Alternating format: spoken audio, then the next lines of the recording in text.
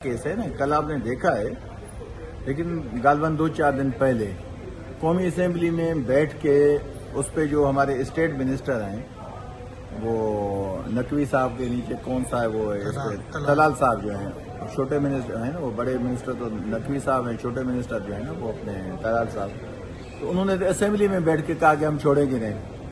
हमने तो इस वजह से इनसे डिटेल मांगी कि देखें तलाल जो है कितना इनको छोड़ सकता है या कितना इस पर एक्शन ले सकता है। तो अभी तक उन्होंने जो चीज़ें बताई हैं को मतलब ऐसे है, प्रोसीडिंग चल रही हैं। आप देखेंगे 5-6 महीने सिंध में होगी पिंकी, तो मैं आज आपको बता दूं उसको कुछ नहीं होगा।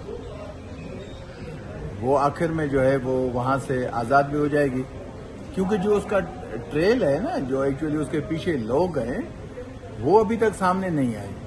बड़े में आप कह रहे हैं कि मैं मुतमिन हूं, मैं क्या, कोई भी पाकिस्तानी मुतमिन नहीं होगा ना। मेन तो उसकी जो बैकिंग है, उसकी बैकिंग, जो भी बैकिंग में लोग हैं वो सामने आने चाहिए। वो जब तक नहीं आते तब तक जो है, बाकी हम तो फिर भी तलाल को देखते हैं कि तलाल चौधरी देखें कि वो मतलब क्या कर सकता है, उसकी अथॉरिटी भी देख लेते हैं। यहाँ एक्चुअली देखें वो वहाँ मैं तो नहीं समझता, मुझे उम्मीद है कि पिंकी पे एक्शन तो नहीं होगा, लेकिन 5-6 साल के बाद वो शायद, जैसे अभी आपने देखा कि काफ़ी लोगों ने, आपकी बरादरी में भी काफ़ी लोगों ने इनामात लिए हैं, अवार्ड लिए हैं। क्या कहते हैं, कौन सा अवार्ड लिया है?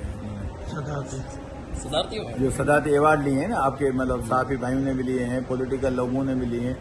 तो मैं समझता हूँ, क्योंकि पहले भी एक FIA का स्टैंडर्ड था, उसको 2 इनाम मिले हैं, तो मेरे ख्याल में पिंकी जो है ना अगले साल इनाम मिलेगी।